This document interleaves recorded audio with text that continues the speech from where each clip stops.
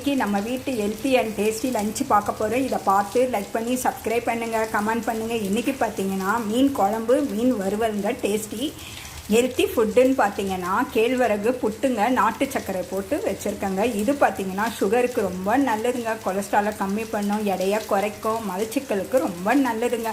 அங்கே பார்த்தீங்கன்னா செம்பருத்தின்னு எடுத்துக்கிட்டோன்னா நிறைய நன்மை இருக்குது. இது ரத்த அணுக்களை கூட்டுங்க, வறட்டு இரும்பல் இருக்கிறவங்களுக்கு நல்லதுங்க இந்த செம்பருத்தி.